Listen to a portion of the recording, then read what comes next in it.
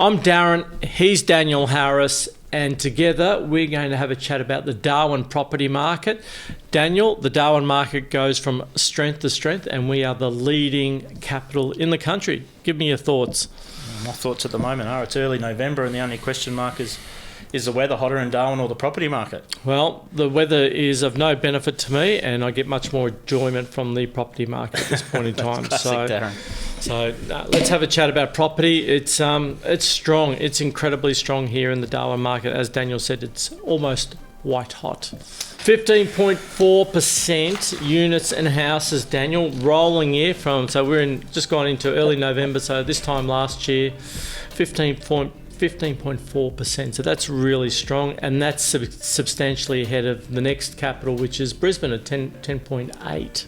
Yeah, and Perth at 9.4% coming in third place, which is had a pretty good run. But yeah, I think I called it earlier in the year. My prediction was you did actually. You made a big call, one of those big bold moves early in the year to say that Darwin would be leading the tables, which coincidentally I'm going to call it, Daz. We've got 2 months to go, but we know there's lag in the data, so the deals have already taken place. It will settle in November, December.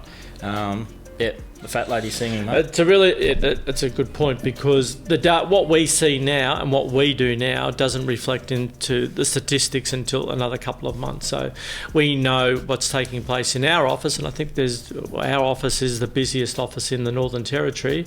There's a lot more properties coming that have sold or under contract, so that will influence the data in the next couple of months.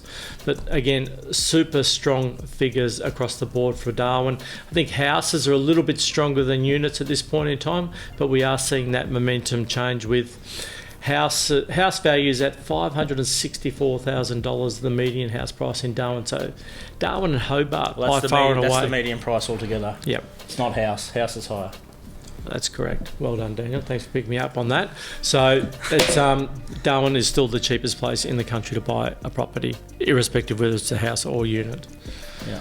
So having a look at the data, so the last 3 months, you've got Darwin at 5.4% growth, Perth equaling Darwin at 5.4% growth, and Brisbane at 4.9% growth. But if you look across the last 12 months, as we've just spoken about, Darwin the clear leader there at 15.4%. And I would suggest that figure's quite a bit higher based on what we spoke about with the lag period in the data. I'm looking at the deals that were done over the course of the last week, and most of them are settling either pre-Christmas or already doing deals and are now settling in January. So just to help people understand, those deals that I did on the weekend, which was the start of November, some of them won't be reflected in the data until the end of January. That's a good way to define that lag period we see in this data. So. Another comment we can make is that if you are interested in getting into the property market, Darwin is the most affordable place in which to buy a property, whether a unit or a house, in the country. So if you're in Melbourne or Sydney or Brisbane and you can't get into that market, and I don't even know how anyone gets into the Sydney market with a median of about 1.7, but Darwin is it's a land of opportunity. If you want to get into the market, you can. And you can even use the what they refer to as the rent vest, where you might want to live somewhere else and you can buy a couple of investment properties in Darwin for less than what you can in most of the other capital cities. You can in fact buy 2 here. And that's another great selling point for people in Darwin. But come and work here. We'd love to have you here, don't you reckon? Absolutely. We could do with some good people. Just having a look at the median value, so Darwin, it's staggering to think back in 2013 it was there just behind Sydney, and then the 2 courses the 2 different markets took. But coming off a low base, you can see it's running down Hobart now. So we are still, despite all the growth, we are still the cheapest capital city in Australia, which a lot of the interstaters are very familiar with. I know some locals start to say, it's creeping up there, it's getting expensive. I'd argue 2013 was expensive when it was more than everywhere else except Sydney, it's quite outrageous when you think of it, really, during those Impex glory days. Bit of a 2-speed economy we had then. But right now, despite the growth and the fact that Darwin did nothing for the best part of 10 years, we are by far the cheapest. But we've actually come back full circle, haven't we? We have. So we've only just got back to our peak now. Yep. So whereas others, we're well behind the rest of the pack. So I call it the game of catch-up. The Darwin property market's just catching up to the rest of the country. So people ask why the Southerners are so interested in our market. They continue to think it's undervalued. We have higher rental yields. Darwin's got a lot going for it. The fundamentals are starting to kick in a bit more now too. So when the investors first arrived, sort of August, September last year, and we Yeah. saw them come in droves. And we were privy to it because we were dealing at the coalface with it, but so many locals were oblivious to what was actually happening.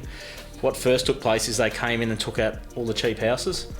So the cheap houses, I think they were primarily out in Maldon and Maldon, Bakewell, Gun, Grey. Pretty much the cheapest houses they could get in the territory. They were buying took out properties the lot. around $300,000, and those buyers have been quite studious in their purchasing because they're sitting on really tidy profits at this point in time. Yeah, I can recall properties in Maldon transacting 370, 380, and those properties are now sort of mid 500s properties, just to paint a picture. So, who would have thought Maldon would be one of the best performing capitals in the whole of Australia? Sorry, suburbs in the whole of Australia in the past 12 months. It is. It's amazing. Who would have picked that? And I think from an agency perspective, I think we're about 50-50 for the last month. On 50% of our transactions have gone to interstate investors, and the other half has gone to local buyers. So that's a good point. Actually, we went through that period late last year to early this year where it was predominantly investors. Well, prior to that, it was all owner occupiers. It was about 90-10 or 85-15 in favour of owner occupiers. Then it just flipped on its head when the investors arrived in droves, and we had that sort of period of 50-50. Then it went sort of 70% investors there for a while, late last year and early this year. And now it's back to more of a neutral sort of bit of both. But we're now seeing the locals are just up there having a crack at everything as well. So local investors and local owners. It's actually great to see the locals. I know some of the properties that I've put to market, I've put like a preface on my ad copy to say, look, if you are a local and you're interested in buying, act decisively, because the interstate buyers, they will often just come in and they'll go, yes, I'll buy it, and they'll act incredibly quickly, and it puts a lot of the locals offside. But recently, I know for myself, a lot more of those properties have gone to local buyers, which is good, because we like to keep people in the NT. In fact, we'd really like more people to come to the NT, adds to a vibrant society. So we're seeing more of the locals outdo the investors, especially in the last 3 or 4 months. I've noticed investors are the ones that are coming in slightly on the lower side, and then the locals are coming over the top. And so, well, the investors have become their own worst enemy to a degree, and the local buyers, to give them credit, have certainly adapted to that new environment. So it's much better. Spot on, actually. And even from an agent's perspective, we get to do home opens, we get to meet more people, we get to see what people really want when they purchase their properties. So we're having a lot more dialogue than what we were for a few months. It was pretty easy for a few months, but probably not as enjoyable, I think. Hey? I think we're seeing more properties come to the open market too. A lot of owners are realising the value in, hey, if we take it to the open market, we market it properly, and we expose it to the broadest pool of buyers. They're seeing a bit more competition and better prices, generally speaking. And I think prices, I know Daniel and myself, I think we're up to about 8 or 9 suburb records in the last 18 months, 2 years. Hey, and that's really strong. Bit to do with the market. I think you and I are probably both fortunate we get to market some of Darwin's best homes, so that's probably plays a role in that too. But it does. I think we've just completed one at Wanguri, which was 46 Wanguri Terrace. That just sold for Wanguri, Wallagi. In fact, I think we've just set a record in Bayview, which we won't discuss too much at the moment, but in a couple of days we'll put that out a little bit more, but we're pretty confident we've set... Sorry, I'm just trying to reel them off my head, Daz. There's it's an impressive list. That is an impressive list. That's without even moving out rural. I think rural all via private treaty, the easiest method in today's market. Bit of both, actually, in the car was auction. So, not many auctions. Bees Creek, Humpty-Doo twice, Girraween. Howard Springs, I think, might be second. I'm sorry, I'm just trying to think of the sales that have been done the last. But we've had some really strong sales. Acacia Hills, a lot of them. Virginia. Virginia, I remember that Virginia property. That was a fantastic property. That's where we played tennis. That's where I whipped you playing tennis. That was good. You got a fair touch up that night. So, but we've had a really strong year. The Darwin market has performed remarkably well.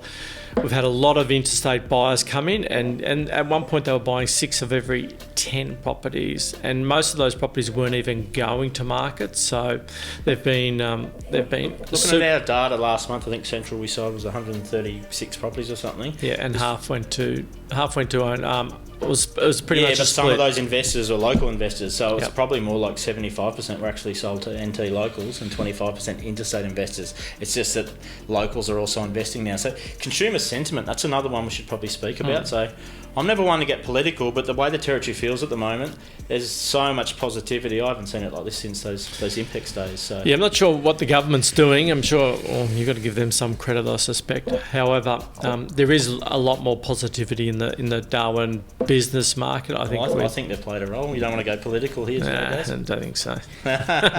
No. Talking to business people around town, though, Yeah. they're far more confident in investing, far more confident in the future. Some of these big projects were spoken about are coming into play. We're now seeing population growth, which was a bit of a foreign concept here in Darwin compared to other places. We had a declining population for a period of time. So I think something that needs to happen in the NT is a population increase. So if that's happening, that's a really good move and a strong move, because you can do amazing things here in the territory. You can get from down low to really high. In fact, you could probably be running the place before you know it, I reckon. Australia-wide, we've got a supply issue, though, and Darwin's no different. That's one of the factors driving growth. But we've been involved with the Holtz project, which has just blown my mind how well. So the it's Holtz gone. project, for those that don't know, that's Daniel's pet project, and that's land sales, land and house and land packages. It's Daniel, pet project. More well, than myself. Clint Dixon, He who lives is and breathes it, but yeah. a highly one of Darwin's best agents. Clint, I love him. But and I refer to it as the cream. It's a fantastic project that Daniel's managed to secure. My point there is we thought we'd do a couple of stages for the year. We're up to stage 5, and that's nearly sold out too. So it's well ahead of where we thought would be sales-wise. What we're talking all house and land packages. Hey, all Daniel? houses. There's no Yep. units, duplexes. That's all Yep. houses. And the government incentives locally, the NT government, with their 30 grand New Start grants for anyone that wants to build a new house and live in it, or the 50 grand grant more so for the first home buyers, which is the most generous ever offered at state level, has been a roaring success. Like the amount of first home buyers that are getting their first property in Holtz. It's actually, that suburb's actually called Aish now, but I'm not sure that's been put out in the media. Oh, is that right? Well, You there know you go. that, did you, There you go. There's a headline from Daniel Harris. Inside word. So technically, that will be that first portion of Holtz. And the called Holtz, Aish. the Holtz land is next to the Palmerston Hospital, so that's really convenient. Yep, I think once people cotton on to how good a location that is, it's like 2 to 3 minutes from Gateway Shopping Centre. So Yeah, it's great. that's been a roaring success. But there's a lot of people utilising those grants that might have looked to buy into the Palmerston market, got priced out of it by the investors and what took place there. But they're now buying, like we've got some that have bought blocks of land for as low as 189 grand. They're doing their builds. Something that warms my heart. A lot of those houses once built knowing what properties, like we're selling the 3-bedders into Collie now are all going 720, 730, the basic ones. So you're going to have people that have spent low 6s sitting on homes that are worth minimum 730, And that's fantastic. and they're getting a 50 grand grant. And that's fantastic You got because kids getting a head start. I love that. And whilst we're out in Palmerston, if we go a little bit further south out into the rural area, where you are the dominant agent in the rural area, Daniel, what's your thoughts about how that's transacting? Some of the properties I've done with yourself, they've moved pretty quickly, and the prices seem to be super strong out there also. Rural's definitely seen a lot of growth. I mean, to be fair, I think it's more about separating houses from units. So if we're looking, there's been growth from Darwin House, all the Darwin houses right throughout to the rural area, and the units I think are lagging behind somewhat. In fact, there's a significant gap opened up between the value of our houses and units. And if you want a prediction for next year, Daz, units can't stay as cheap as they are in Darwin. They just can't. So you go through that period, we're already seeing it with the volume increases, all the pent-up supply gets absorbed, but then it flips on its head like it has with the houses, where you've got minimal supply and high demand, and that's where the growth comes. So we haven't seen the significant growth in the unit space yet, but I suspect whether it's in 3 months, 6 months, 9 months' time, that has to come. And that would be logical, because as houses go up in value, you'll have a proportion of the population that can afford units, and they will gravitate towards units because they are super affordable. So, especially in the northern suburbs and Palmerston, there's some incredible. And the CBD, Clint Dixon's area of expertise. There's just so many affordable units in the city for sale. Yeah, so if you're looking to get into the Darwin market near bottom of the cycle, the units are definitely lagging. I'd say 9 to 12 months behind the housing cycle. Yep, absolutely. So yep, we're still seeing it, there's and that's definitely because opportunity there. and they're a little bit more commoditised to the units. There's more of them, so you're a bit more subject to what possibly your neighbour even does in the same complex, but that will change in the coming months and definitely into next year. You'll see It has to. You can't have the gap that we've now got It's between too big. houses and units. Yep. And we might sound like, how do they know this stuff? It's actually not that tricky, because you look at every other market and what took place with their Yep. growth run, and the same sort of thing happened. Like Perth, Darwin is a mini Perth. It tends to follow the same cycle as Perth, and we've all seen what Perth's done, and Darwin's just kicked off in its journey. So Yeah, well, traditionally, Darwin and Perth have been a bit of a boom. Counter-cyclical. Yeah, they've Boom been bust. a bit of a boom bust scenario, heavily reliant upon resources to keep everything ticking along. But resources are now the flavour of the month across the planet, actually. So Darwin is part of that. I know a couple of weeks ago they announced, the federal government in conjunction with the White House announced the rare earth deals, where down towards Alice Springs you there's got some. any shares in that, Does? I haven't actually, Daniel. I suspect you probably do though, hey? The other one that I'd say has got some similarities. I know Perth and Darwin are somewhat aligned, Does, but Townsville or the other areas where there's a bit of a defence presence, I think they've also got similarities with our market. Canberra a little bit, certainly not the weather, but No, I think you're spot on. I think federal government. Yeah, I think Townsville, you've hit the nail right on the head there, Daniel. Townsville is a similar area towards has similarities. with Darwin. Defence, a little bit of the same climate too. It's either hot or it's probably even hotter. Darwin's definitely I think hotter. Darwin's hotter than Townsville. Yeah, I think it is actually. It often feels really Someone hot will here. clarify that. Yeah, I'm sure it someone is. will clarify I'll take that. a bet on that. But yeah, there's similar markets, and a lot of the buyers that we speak to, the professional buyers, they've also transacted in Townsville and replicating those purchases back here in Darwin, and they're part of the buyer agency groups, which have been really Huge amount strong. of them are bought in Townsville that you speak to. Yep. Perth. Prior to that, some of them got into Adelaide, but yeah, that's Yep. a really consistent theme, isn't it? Their most recent purchase prior to Darwin was Perth, and then often prior to that might have been Townsville as well. Yeah, I think I know on my book I'm probably dealing with around a dozen buyers agents. You'd probably have a few more, but I think I would have around a dozen on my book that I've transacted with. They're over everywhere the at last the moment. year. There's some more prominent than others with larger sort of clientele, but yeah, it's been interesting. And early November, we'll wrap up by mid-December, Daniel, and you can still put your property on the market probably much later than what you could in previous years. I know personally I've put properties on the market up until about mid-November, expecting to complete that transaction by early Jan or late December, but this year you can actually go all the way into probably the first week, the shallow part of December, I might say, to put your property on the market and still be pretty confident you'll transact. And you'd agree with that, In hey? the rural area, we do quite a bit. I've sort of said to my clients, pretty much we've got November prime selling window, probably the first week of December. It probably won't be too late to go to the open market. Once you start hitting the second week of December, some people start going into Christmas mode and heading away, that sort of thing. So if you weren't ready until the second week of December, you'd probably look to do it in the new year, I would have thought. That's You'd probably my start that personal off opinion. in mid-Jan, I reckon. I like mid-Jan. Some people Yeah. go early Jan. A lot of people aren't back by then, though. I've got a bit of a saying, if you're going to invest in marketing and do it properly, you want to go fishing when the fish are biting, when the fish are in the ocean. So you don't go and cast a lure at low tide on the mud.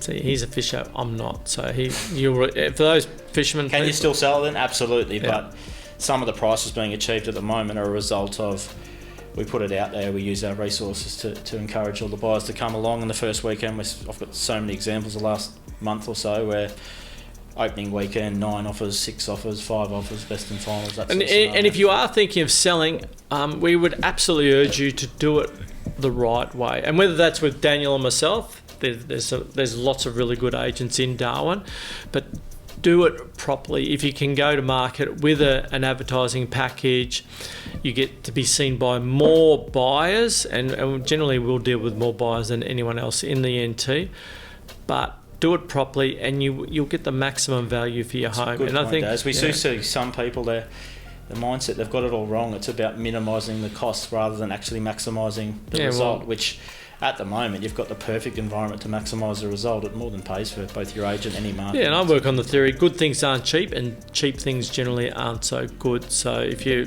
just sort of find that balance where if you're happy with your agent, definitely do a marketing package, get the property out there. The Engage interest. an agent who's a house price maximiser and knows what they're doing, because there's I think that's a Tom plenty- Panos line, isn't it? It is a Tommy Panos line, Yeah. but there's plenty out there that they don't know how to do that, so their only way to win the business is offer cheap commissions and cheap marketing or no marketing.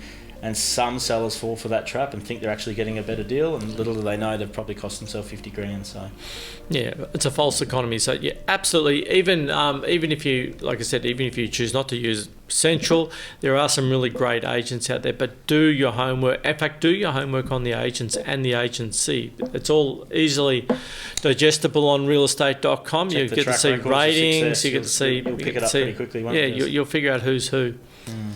High-end market, Daniel. That's an exciting area at times, isn't it? Sometimes it can be remarkably slow, but at the moment, I touched on it before. I'm pretty sure we will set a suburb record in Bayview with a transaction that's just about to complete. And that will obliterate the suburb record in Bayview.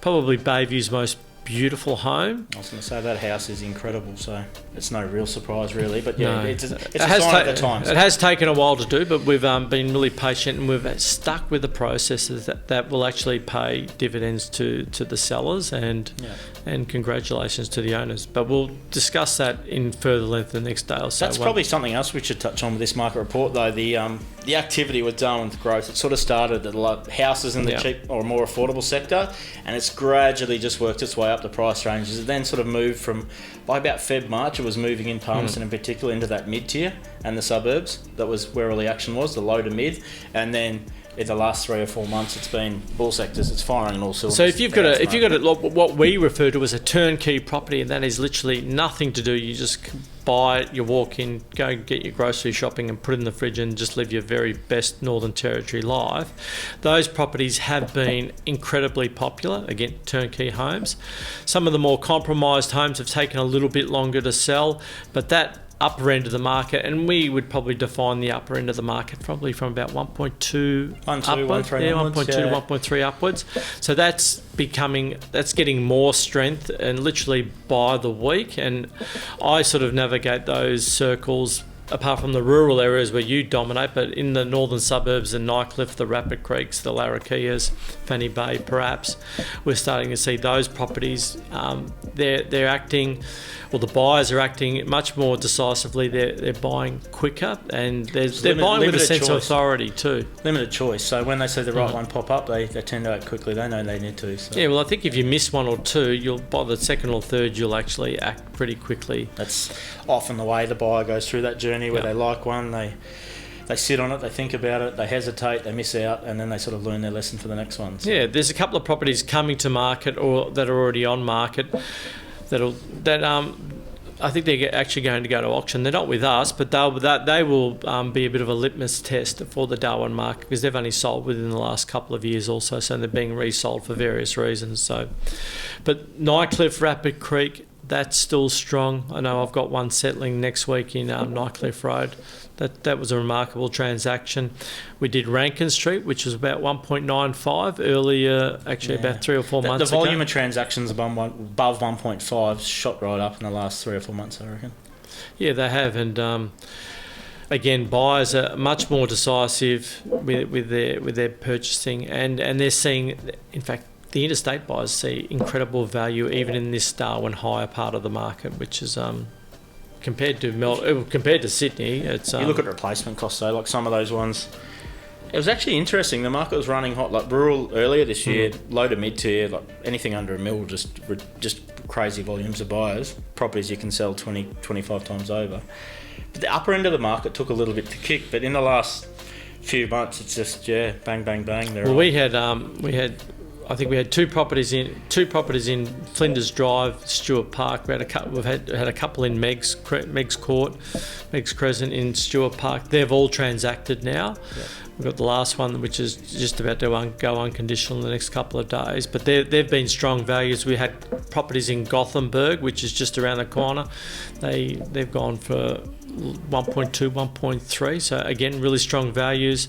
Unit market in Stewart Park has been strong. I think I've been fortunate to sell probably more properties in Stewart Park than anybody this year, which is... Shameless plug there for yourself, Des. It is a shameless plug, but you've got to look after oneself. Do we want to come back to the rural area? Or? No, not yet. Let me continue on in the suburbs and where I can transact, Daniel. So Larrakia actually just did a really good. You've done a few deals in the do. Yeah, yeah. So long way to go How's for the me. Mercedes going to dirt roads? Yeah, I'm geo-blocked, so I don't get out there too often. That's you blocking me out there. But we have done some really good transactions in Larrakia. We did one last week in Malabar. That was only on the market for 3 days, and again we've had an interstate buyer purchase that ahead of the locals and gave the locals every opportunity to actually do that, but just couldn't quite get that deal done for a local. So an interstate buyer has acted pretty quickly there, and I think we've and another unit also in Larrakia which is just transacted. So again, and prices are really strong. So I get asked a lot. Those higher end rural properties, who's buying them? I get asked that so much. So I find that fascinating. Do you think they're mostly locals in the rural area at the moment? I'll go through them in my head. I mean, Bees Creek, which transacted just over 2, very much a local buyer with a real appreciation for the bush and that rural lifestyle. What have we got? Thornbill 175, local buyer. Yeah. You get a fair bit of Emmanuel 17, and you get a lot of bang for your buck out in the rural area. You get like sheds, and you get pools, and you get dams. Yeah, a lot of the 1-3, 1-4, they're all local. So 80% of those sort of 1-3 plus rural transactions are local. Pioneer Drive, that was an interstate family that had Darwin roots that are coming back here, but had some Darwin roots. In fact, nearly all of them are local, to be honest. And thoughts on interest rates? Are we cooked there? I reckon we're pretty cooked on interest rates. You're going to give financial advice now, no financial advice, just commentary. Observations, actually. Well, you always offer a unique perspective. Office observation. I reckon interest rates absolutely cooked. Nothing until next year. Don't see anything. Nothing good. Well, inflation came out, it was a bit higher than they expected. So anyone holding out for that cut, you're not going to see that. No. So interest rates, I suspect, are where they are. They'll stay there for quite a while. Put you on the spot here. What's going to happen next year with interest rates and Daz? What's your prediction? We'll cut back to this actually. I reckon. Got to be careful. Maybe an increase if we're not careful. Ooh. So the world's in a really strong place. Actually, you've got share markets at record highs across the planet. So pretty much everywhere. Australian property market is not just Darwin, but the Australian property market overall is red hot, and it's rising at the fastest pace in more than 2 years. So if anyone wants a copy of Cotality's latest report, which came out, which we're reading off here. Email Daniel Harris and he'll drop us a line and we'll be sure you get that. Daniel Harris, can you keep it really short and sharp and give me a bit of a summary on where the market is at the moment for Darwin? And you're going to be subject to about 60 seconds if you can. Thanks, give it Darren. a crack, Daniel. Very brief. So it's November 2025 currently. Summary of the market. So Darwin currently 15.4% growth, rolling 12 months. Where's it going to finish at the end of the year? What it number? Will finish the year in number 1 amongst the capital. So Darwin will be the number 1 performing capital city property market in the country, ahead of Brisbane and Perth, who are vying for second place. But the gap they've opened up, Double Darwin's opened up, will get it home as number 1 quite comfortably. Within the market though, houses leading the charge from Darwin suburbs right out to the rural area. Houses is where the growth has predominantly come from. Units are improving, though they're certainly lagging behind the houses. We suspect that will change at some point in 2026. And my final piece here, Darren, you have predicted interest rates. We won't see much of a change in the next 2 to 3 months. Nothing on interest rates. That's where we are at the moment. Will be till March, April next year. We'll come back to that. I suspect you might be right. But that is a summary. Darwin Property Market as at November 2025. Daniel Harris, Darren Hunt. Have a great day.